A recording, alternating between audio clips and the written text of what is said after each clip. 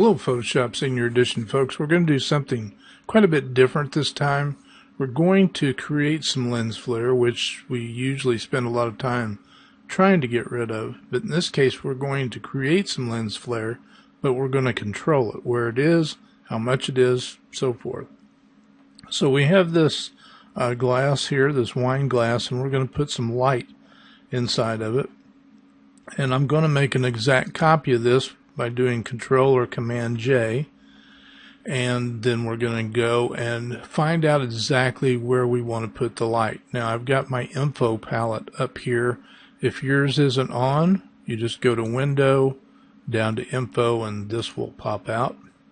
And what we want to do is look into the image and see exactly where we want to put the lens flare. And I'm going to put it right where that little glint is. So I'm going to turn on my eyedropper, press the letter I, or you can go over here and click on the eyedropper here, and I'm just going to put it right over that and come up here in the XY axis and see what those numbers are. And I'm going to write that down if I can keep from dragging my mouse as I move my hand away.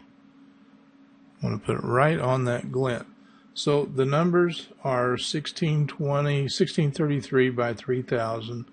I've got numbers down that are a little bit different. That's because my mouse moved a little bit. And I'm going to go up and go to Filter, down to Render, and I'm going to go to Lens Flare. And in here you can see where you can roughly put wherever you want to, but if you want to precisely put it somewhere, hold down your Alt or Option key, click on the image, and you get this pop-up. And in here I can type in my 1620 and my 306, click OK, and that puts it precisely where I measure it.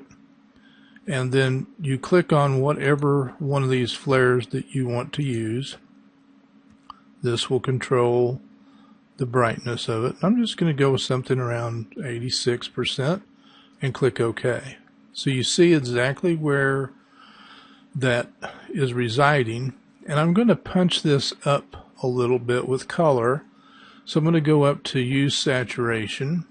And if your adjustment layers aren't open, just go to Window, Adjustments. And I'm going to click on this one right here, which is Use Saturation, and I'm going to bump the color a little bit. And let's just see here. And we can go with any color we want to. I'm going to make it maybe something in there. We can control the light and darkness, how saturated that is. Let's make it something like that. So this created a mask for us automatically. So we can fill this with black to hide the whole effect or the whole use saturation we just did. So to fill it with black, white's on top. So to fill it with black, we hold down the Alt or Option key and hit backspace. And that will fill, actually it should be Control backspace, I'm sorry. And that fills it with black. And we want to let just what we specifically want to add as far as use saturation goes by clicking on a brush, and we're going to punch a hole through this black with white.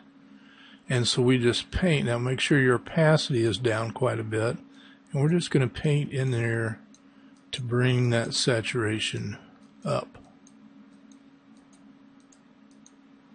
So we just put that in a very specific place. You can see the difference that makes. If you decide, I don't really want this part of the little flare, you can go down to this secondary layer. That's where we put this, and click it to make it active, and click on the layer mask icon. And now we can paint with black. So to switch that to black, we just hit X. If you don't have black and white there, you can always just hit the letter D as in dog, and these default colors will come up. And to toggle them back and forth, we just press X as in X-ray, And now we can just paint and make this other object or part of the flare start going away. Obviously we can turn that opacity of the brush up higher and make that go faster. We can also reduce the amount of the flare that's right there. So you see what it's like now. But if we want to bring some of it back, we click back on the mask, switch it with X to white and bring that flare back in. And if we keep painting, we'll bring a little bit of that other flare back out. So hopefully that shows you how to control lens flare.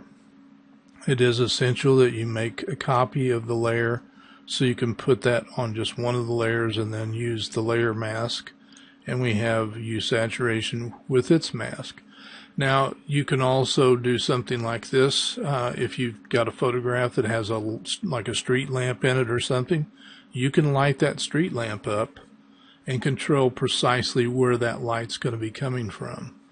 And I would probably go with the lens flare with maybe 105 millimeter prime, which gives you more of a hard light, and then you can really bump it up to get that kind of a spotlight looking light coming out of your light source. So we've already got this somewhat masked, so it's quite a bit different than what it would normally be like. So hopefully this gives you some ideas to how to use light, kind of paint with some light, so to speak. Control precisely where you place that. Remember, once you get into the lens flare, if you want to put it in here precisely, hold down the Alt key and click so you can put those numbers in. Alt or Option on a Mac. Alright, that's all for this particular demonstration. If you have any questions, please let me know. Bye for now.